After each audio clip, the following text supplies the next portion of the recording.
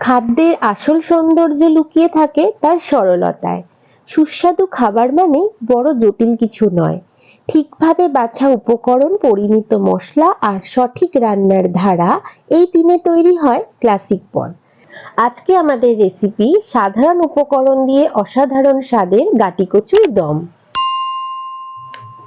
নমস্কার, আমি রুম্পা। রান্নাঘরের সাতকাহনের নতুন একটি পর্বে সবাইকে স্বাগত। গাটি কচুর দম তৈরি করার জন্য আমি এখানে 500 গ্রাম মতো গাটি কচু নিয়ে নিয়েছি। আর বাজার থেকে আনার পর আমি খুব ভালো করে কিন্তু গাটি কচুগুলোকে ধুয়েও নিয়েছি। এখন আমি গাটি কচুর সমস্ত খোসা ছাড়িয়ে ছোট ছোট টুকরো করে আমি কেটে নিয়েছি। আর মাঝারি সাইজের গাটিগুলোকে আমি মাঝখান থেকে কেটে দু টুকরো করে কেটে নিয়েছি। আর এখন আমি এই গাটি কচুগুলোকে কিন্তু প্রেসার কুকারে দিয়ে খুব ভালো করে সিদ্ধ করে নেব। তার জন্য আমি একটা প্রেসার কুকার নিয়ে নিয়েছি, তার মধ্যে সমস্ত গাটি কচুগুলোকে আমি দিয়ে দিলাম। তারপর আমি এখানে দিয়ে দেব কিছুটা পরিমাণে জল। জলটাও কিন্তু আপনারা একটু বুঝেই ব্যবহার করবেন। প্রেসার কুকারের মধ্যে খুব বেশি জল দিয়ে সিটি দিলে কিন্তু জলটা ওভারফ্লো হয়ে যায়। আর আমি এখানে দিয়ে দিলাম সামান্য একটু নুন। দিয়ে আমি প্রেসার কুকারের ঢাকনা বন্ধ করে আমি 3 থেকে 4টি মতো সিটি দিয়ে নেব। দেখুন, আমার কিন্তু 3 থেকে 4টি সিটি দিয়ে আমি প্রেসার কুকার নামিয়ে নিয়েছি। আর দেখতে পাচ্ছেন আমাদের কিন্তু গাটি কচু একদম খুব ভালোভাবে সিদ্ধ হয়ে গেছে।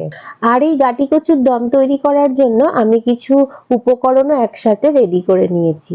প্রথমত আমি এখানে নিয়ে নিয়েছি 1 চামচ মতো হলুদ গুঁড়ো, আর নিয়ে নিয়েছি একটা শুকনো লঙ্কা ও একটা তেজপাতা, ও নিয়ে নিয়েছি 1/2 চামচ মতো গোটা জিরে। আর আমি নিয়ে নিয়েছি সামান্য একটু পরিমাণে হিং, এবং নিয়ে নিয়েছি 1 চামচ মতো কাশ্মীরি লঙ্কার গুঁড়ো, নিয়ে নিয়েছি 1 চামচ মতো গরম মশলার গুঁড়ো, ও নিয়ে নিয়েছি কিছুটা পরিমাণে চিনি, ও আগে থেকে রোস্ট করে রাখা নিয়ে নিয়েছি 1 চামচ মতো জিরে ধনের গুঁড়ো, নিয়ে নিয়েছি স্বাদ মতো নুন। আর আমি নিয়ে নিয়েছি একটা টমেটো, 1/2 ইঞ্চি মতো নিয়ে নিয়েছি আদা, এবং নিয়ে নিয়েছি 4টি মতো কাঁচা লঙ্কা। তারপর এখন আমি গ্যাসের ওভেনটাকে অন করে নিয়েছি। তারপর একটা কড়াই বসিয়ে দিয়েছি। তারপর সেখানে দিয়ে দিয়েছি 4 চামচ মতো সর্ষের তেল।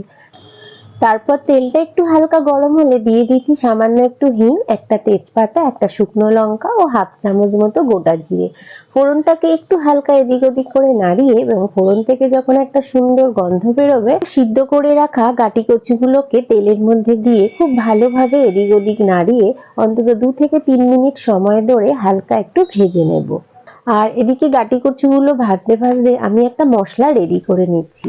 প্রথমত আমি নিয়ে নিয়েছি কেটে রাখা টমেটোগুলো, এবং নিয়েছি 1/2 ইঞ্চি আদা এবং 2টো কাঁচা লঙ্কা দিয়ে একটা মিহি পেস্ট বানিয়ে নেব। আর এদিকে আমার গাটি কচুগুলো কিন্তু সুন্দর হালকা ভাজা হয়ে গেছে, এবং গাগুলো একটু সুন্দর সোনালী রং ধরে গেছে। এখন একটা প্লেটের মধ্যে আমি সমস্ত গাটি কচুগুলোকে তুলে নেব। এক্ষেত্রে একটা কথা বলে রাখা ভালো, এই গাটি কচুগুলোকে অনেকে অনেক নামেই চিনে থাকেন। কেউ বলে গুঁড়ি কচু, আবার কোথাও কোথাও বলে মুখী কচু। যাই হোক, আমার সমস্ত কচুগুলো ভাজা হয়ে গেছে। এখন কড়াইতে যে তেল অবশিষ্ট ছিল ওই তেলের মধ্যেই আমি যে মশলাটা রেডি করেছিলাম টমেটো, আদা, কাঁচা লঙ্কার, সেই মশলাটা দিয়ে একটু কষিয়ে নেওয়ার পর আমি এখানে দিয়ে দিলাম 1 চামচ মতো হলুদ গুঁড়ো, দিয়ে দিয়েছি স্বাদ অনুযায়ী নুন, 1 চামচ মতো কাশ্মীরি লঙ্কার গুঁড়ো, ও আগে থেকে রোস্ট করে রাখা 1 চামচ মতো জিরে ধনের গুঁড়ো। সমস্ত মশলাটাকে খুব ভালো করে আমি কষিয়ে নেব। আর এই সময় আমি মশলার মধ্যে সামান্য একটু জল দিয়ে দেব। তারপর জল দিয়ে খুব ভালো করে মশলার সাথে মিশিয়ে নিয়ে মশলাটাকে কষিয়ে নেব, এবং মশলা থেকে যখন সুন্দর একটা তেল ছাড়বে এবং সুন্দর একটা গন্ধ বেরোবে, তখন এখানে দিয়ে দেব ভেজে রাখা গাটি কচুগুলোকে। তারপর খুব ভালো করে মশলার সাথে আমি গাটি কচুগুলোকে মিশিয়ে নেব। আর এই সময় গ্যাসের ওভেনটাকে লো টু মিডিয়ামে দিয়ে একটু সময় নিয়ে খুব ভালো করে গাটি কচুগুলোকে মশলার সাথে মিশিয়ে কিছুটা সময় ধরে আমরা কষিয়ে নেব। আর যত ভালোভাবে গাটি কচুগুলোকে মশলার সাথে কষিয়ে নেওয়া হবে, ততই কিন্তু তরকারির স্বাদটা কিন্তু বেড়ে যাবে। খুব ভালোভাবে কষানো হয়ে গেলে আমি এখানে দিয়ে দেবো এবারে উষ্ণ গরম জল। আমি এখানে 2 কাপ মতো জল ব্যবহার করেছি। আর এটি কিন্তু খুব বেশি ঝোল ঝোল হবে না, একটু হালকা মাখা মাখা হবে। খুব ভালো করে জলটাকে তরকারির সাথে মিশিয়ে নেওয়া হয়ে গেলে আমি এখানে দিয়ে দেব 1 চামচ মতো চিনি। আর যেহেতু এটি নিরামিষ তরকারি, চিনি ব্যবহার করলে তরকারির স্বাদটা কিন্তু অনেকটাই বেড়ে যায়।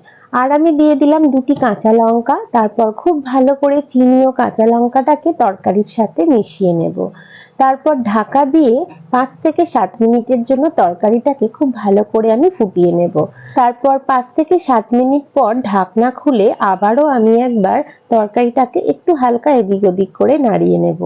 আর আপনারা দেখতে পাচ্ছেন তরকারিটা কত সুন্দর গ্রেভি গ্রেভি হয়ে গেছে এবং সুন্দর ফুটতেও শুরু করেছে। আর এই সময় গ্যাসের ফ্লেমটাকে কিন্তু লোতে রেখেই এই রান্নাটি করবেন, না হলে গাটি কচুর সমস্ত গ্রেভিগুলো কিন্তু শুকিয়ে যাবে। আর তরকারিটা হয়ে যাওয়ার পরও অনেক সময় হয় তরকারির গ্রেভিগুলো কিন্তু শুকিয়ে যায়, তাই তরকারিতে জলটা কিন্তু একটু বুঝেই ব্যবহার করবেন। এখন আমি সবশেষে দিয়ে দিলাম 1 চামচ মতো গরম মশলার গুঁড়ো। তারপর খুব ভালো করে গরম মশলাটাকে আমি তরকারির সাথে মিশিয়ে নেব। আর যেহেতু এটি গাটি কচুর দম, তাই খুব বেশি ঝোল ঝোল রাখলাম না আমি, একটু হালকা গ্রেভি গ্রেভি থাকলেই কিন্তু তরকারির স্বাদটা বাড়বে। আর আমাদের কিন্তু গাটি কচুর দম একদম রেডি হয়ে গেছে। এখন আমি একটা পাত্রের মধ্যে সমস্ত গাটি কচুর তরকারিগুলোকে নামিয়ে নেব। আর এটি ভাত, রুটি, পরোটা যে কোনো কিছুর সাথে খেতে কিন্তু অসাধারণ লাগে। তাহলে আমার আজকের রেসিপিটি কেমন লাগলো? ভালো লাগলে অবশ্যই আমাকে একটা কমেন্ট করে জানাবেন।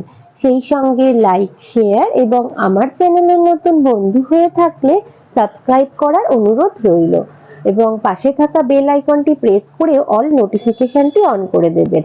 তাহলে আমি যখনই কোনো নতুন ভিডিও আপলোড করব তার প্রথম নোটিফিকেশনটি আপনার কাছে পৌঁছে যাবে। সবাই খুব ভালো থাকবেন, সুস্থ থাকবেন এবং কাছের মানুষকেও ভালো রাখার চেষ্টা করবেন। আবার খুব তাড়াতাড়ি ফিরে আসছি নতুন কোনো রেসিপি নিয়ে। ততক্ষণের জন্য সঙ্গে থাকুন এবং সঙ্গে রাখুন রান্নাঘরের স্বাদ কাহন।